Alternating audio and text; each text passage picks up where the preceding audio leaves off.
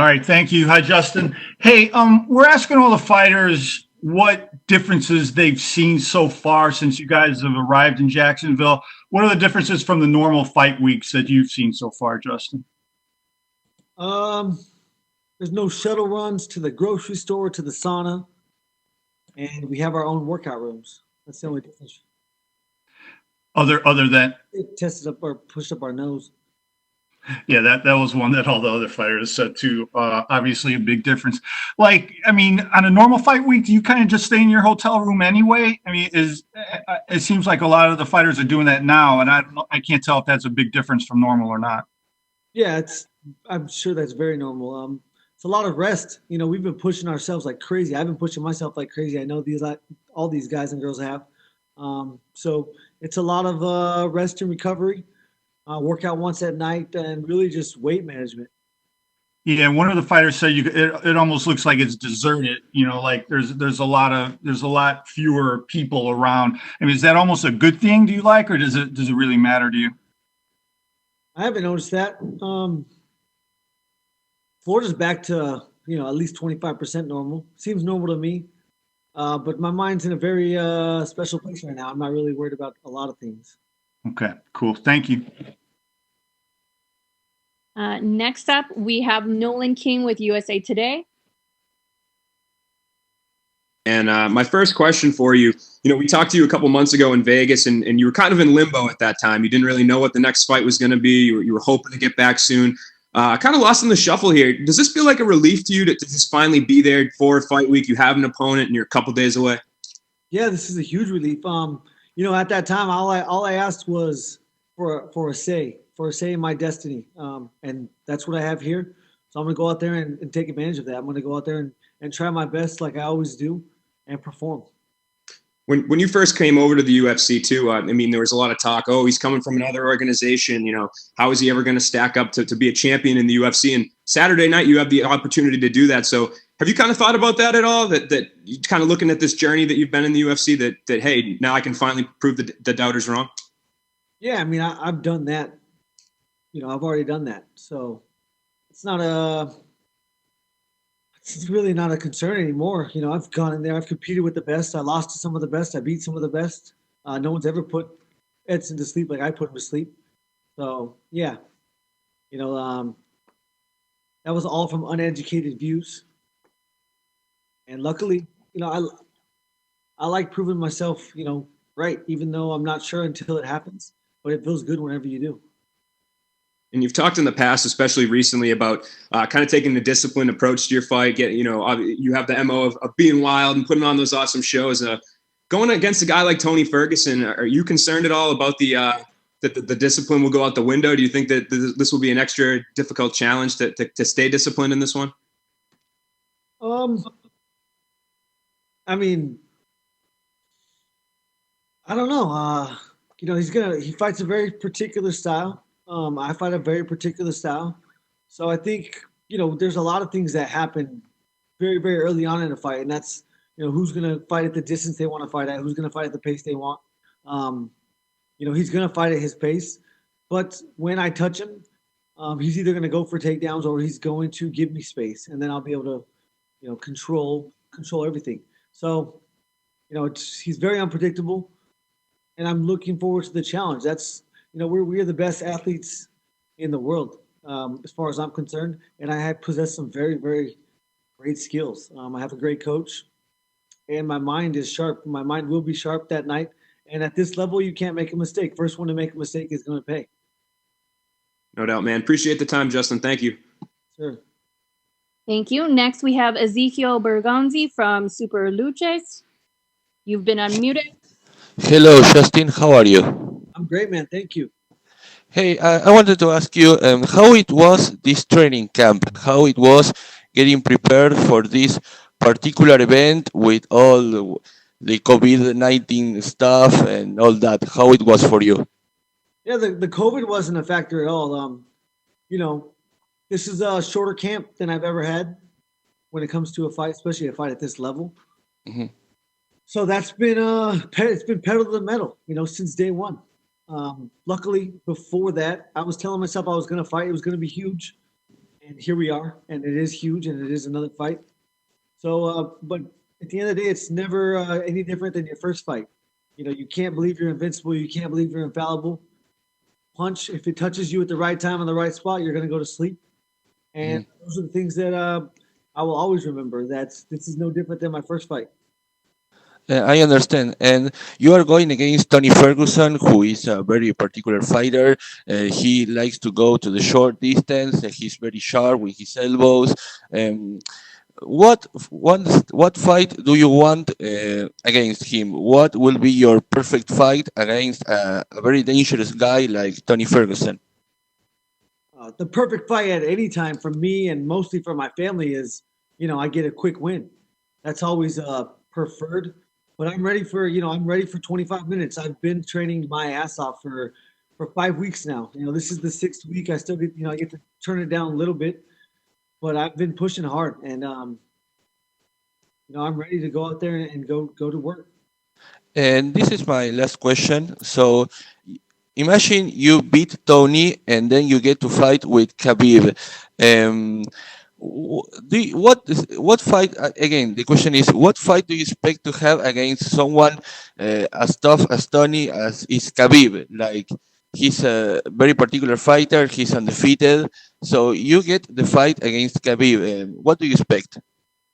To be honest with you, my life does not exist after May 9th right now. It's one day at a time, one fight at a time for me. I haven't thought about that. I've been training. I'm a wrestler. I wrestled my whole life. I'm great at stopping takedowns. I've never had a great offense, but I've always been incredibly hard to take down. And I have a huge heart. So those are factors. I kick hard. I hit like a truck. And a fight is a fight. So when that comes, I will have a plan. Thank you, Justin. Good luck on Saturday. Thank you. Next question, we'll have Caroline Pierce with BT Sport.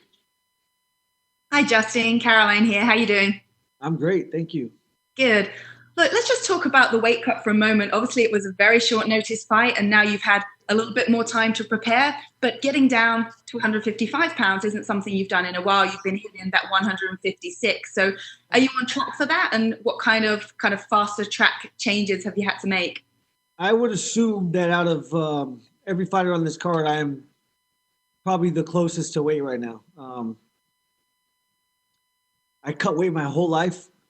And like I said, for 5 weeks, I always thought it would take longer for your body to respond. But in this 5 weeks, I have made incredible choices. I love cereal. I haven't eaten cereal once. I haven't touched bread. I've only eaten carbs twice a week. My hardest training days. I don't eat carbs after workouts. And my body has really responded. So, I'm right on point. And I've touched 55 many times in these prior UFC fights, but when I do, I drink. There's no use in making 55, so I always drink, 14 ounces to get, so I don't have to wait. And the interim title is on the line, biggest fight of your career. I mean, what does this opportunity mean to you, and where's your mindset at right now?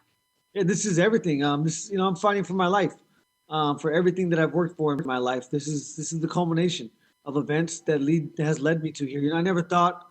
Again, it's one day at a time, one fight at a time. So I never thought I would be here, but the fact that I'm here, I'm a competitor. I'm a show off.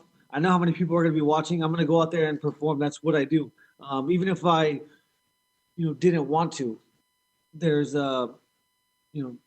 it's in me. It's in me. I was made for this. So I'm going to go out there and try to turn off his lights like I do every single fight. And, I have very particular set of skills. My feet put me in positions that you need to be in to knock people out, and my confidence allows me to commit to certain things that some people hesitate in. We're all super excited about this fight, and you are the highlight. We're expecting highlights. And in the past, you said you've been focused on being the most exciting fighter, and now your attention shifted towards being a champion.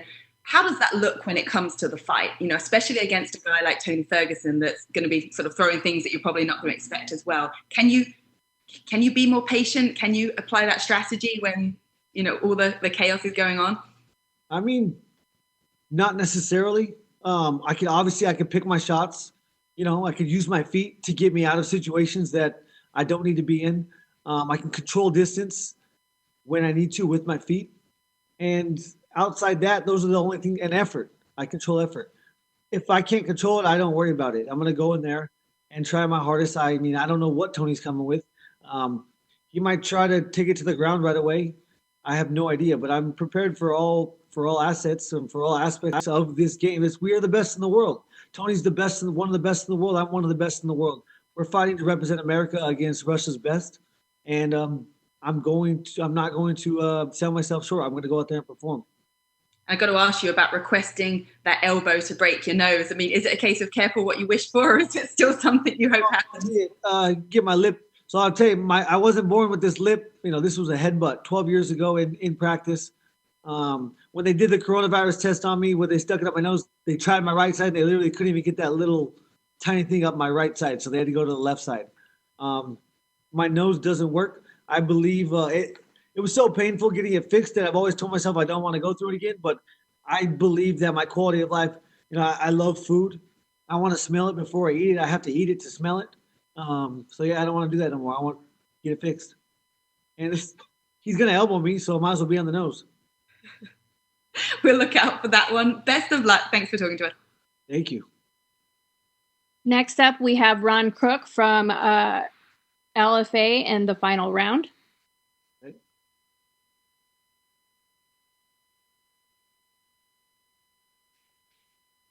You envisioned I missed the first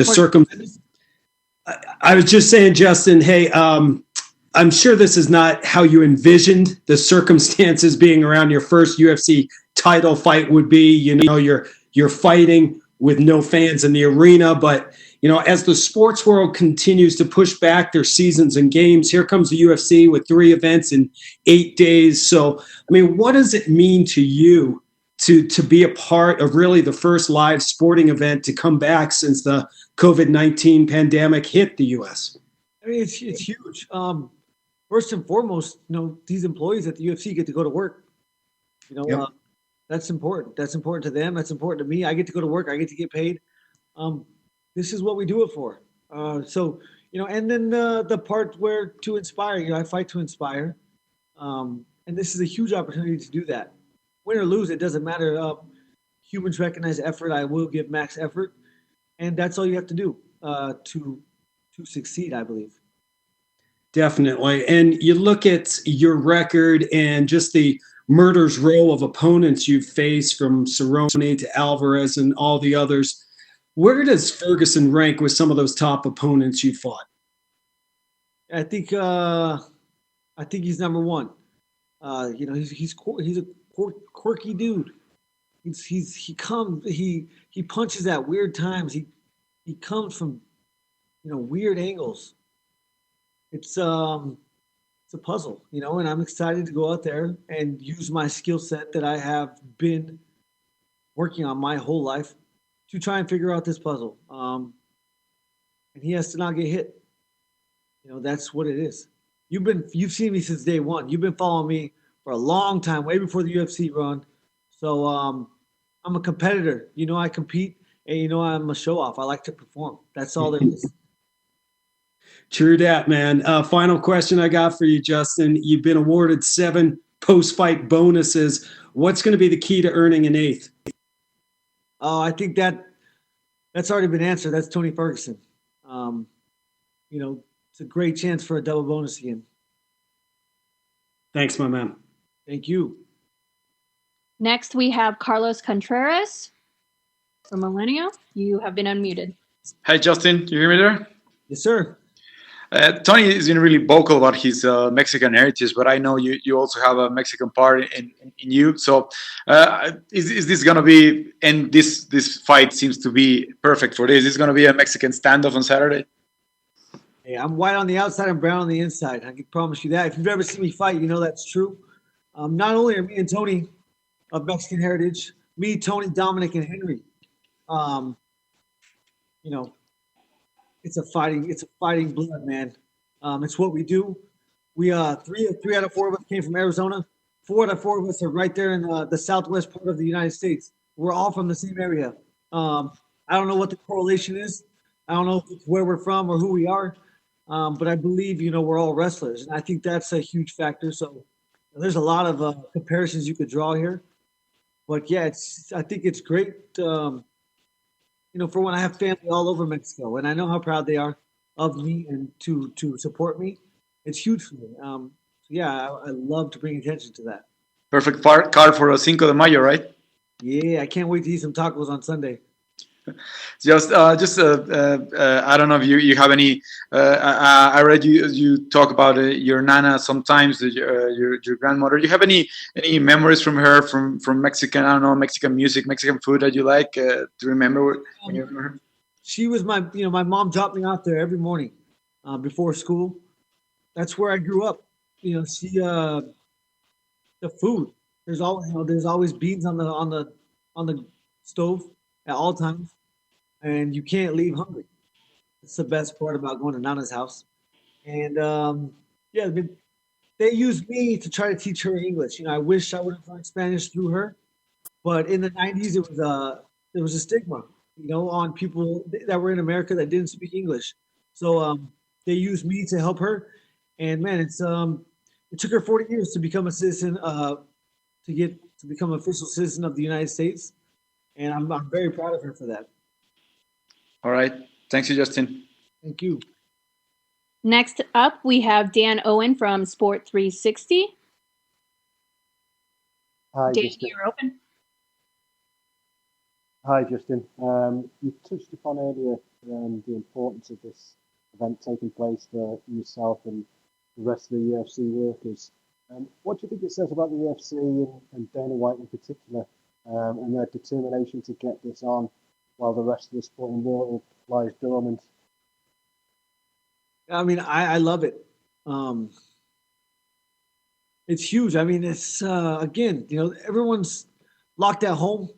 They need something. And we are that something. And then it's a testament to Dana White's, fortitude. He wasn't going to take no for an answer, and he got it done.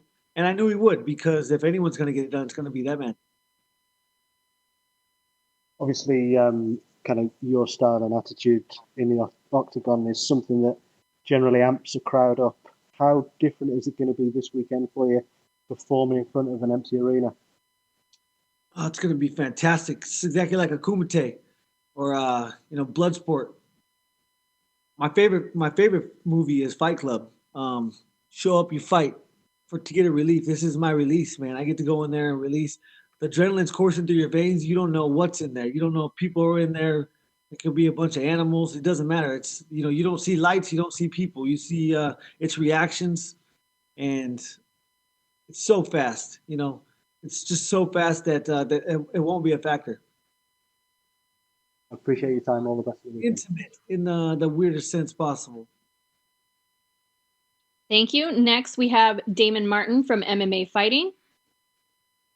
Hey, Justin. Obviously, on the conference call the other day, it was fun hearing you say that you invite a broken nose in this fight, you invite a war. But do you feel like Tony, his style, offers you those openings that you can punish him, you can hurt him in ways that maybe another guy wouldn't allow you to do that kind of style, because he does take a lot of risks, he does take a lot of chances? Yeah, I mean, again, I'm going to get elbowed. I'll be a fool to go in there and be like, I'm going to come out unscathed. That's just not. It's really not 9 out of 10 times that's not going to happen. Yeah, we have seen him get hit. We've never seen him be finished. No one's ever put Edson to sleep like he did. It's going to be hard to find it. I know how hard it's going to be to find this shot, but it only takes one, and I possess the skills and the power to land it. I will land, and we'll see what happens. Tony is a very unique fighter, and it's going to take time and patience to figure out, how to be successful. When we talked before this fight came together, I had you break down Khabib and Tony, and obviously you gave Tony a lot of props, but you also said you thought Khabib would probably win that fight. Do you believe that Tony, I won't say easier, it's the wrong word, but is Tony an easier fight to figure out than a Khabib fight? Because I know you mentioned you probably wouldn't have taken Khabib on short notice. Like, is there an easier puzzle to figure out with a Tony versus a Khabib? No, I think the puzzle is going to be harder. There's so many unknowns with Tony. You know what Khabib's going to do, and that's going to be take you down. You know, try to push you to the fence, and if not, he's going to try to take shots from space in the middle of the octagon. I believe that he can't take me down in the middle of the octagon, and I believe I can stay off the fence. So, you know, that puzzle is written. How do you beat Tony? I don't know. I'm going to find out. Last question, Justin. I know you've said, you know, life doesn't exist for you after May 9th until that fight is over, but I've got to ask the question because Tony has downplayed, you know, the possibility of the Khabib fight, understanding he's gone through it 5 times, why it hasn't happened. But you've always dreamed of that Khabib fight. Now Khabib's come out and said he'll be ready by July. Can I imagine that it does mean a lot to you to win this interim title and then move on to fight a guy like Khabib? I know it's a guy you've kind of dreamed about fighting for a long time. That's all I dream about. It's the opportunity to prove I'm the best. So yeah, you know, they got some very personal issues. I have nothing to do with that. But I'm excited. Again, we're fighting for the right to represent the United States of America against Russia's best. I believe it's hard for the United States to get behind one fighter because we're such a melting pot and we're from so many places. But I believe that I could possibly bring us together and, you know, go to war with the United States behind me, and that's huge. Thank you, Justin. Thank you, Damon. Next, we have Gabriel Gonzalez from Cage Side Press. Yeah, Justin, how are you doing over there, man? I'm great. How are you doing? I'm doing well. Justin, you know, obviously when you get the fight, your mind has to be really focused on it. But at the same time, we're in the middle of crazy times. What did you do when you weren't training? Were you a guy who was binging a lot on TV? Were you just getting out and walking the dog? What was going on with you? Nobody lives a crazier life than a man that signs up to fight Tony Ferguson. My life hasn't changed a bit. I go to work, I train for like 2 or 3 hours a day, and I go home and hang out, you know, make sure I'm getting the proper nutrition, a lot of rest, some video games. But other than that, nothing's different. What's your game to play? I've been playing Call of Duty. You're pretty good? The new Warzone. I don't know about that. I'm all right. Gotcha. A lot of people talking on... go ahead. I said I have some good games. I've won some free-for-alls. Gotcha. A lot of people talking about embedded. I think a lot of the dog lovers out there, you know, you're now their new mascot. Is that something you do often, or is that something, you know, it was a special treat because of embedded, carrying your dog on your back? You saw how comfortable he was. That doesn't happen the first time. I've been holding him above my head. You know, he's 10 years old. He'll be 10 years old in August. I've been super lucky for his health. But, you know, he trusts me, I guess, because like I said, when he was a baby, I was just walking around with him above my head. But yeah, that doesn't happen. That's, you know, he's not that comfortable the first time. I've been doing it since he was a baby. Finally, Justin, there's a lot of talk about everything going into the fight, the fact that it is Tony. You go out there, they put the belt on you on Saturday. What would you be the most proud of the accomplishment? You know, I would love, you know, I approach every fight as if they're better, stronger, faster, bigger, more prepared. And I love when I can come out of there and prove myself wrong in that scenario. So that would be the biggest accomplishment, is just knowing that, you know, knowing that I'm here, knowing that I proved myself to myself. And that's all I care about. Hey, thank you, Justin. Best of luck. Thank you. Thank you, Justin. That was the last question. Good luck to you, sir, on Saturday. You got me and Tony back to back. I'm sure they were very similar interviews, so good job.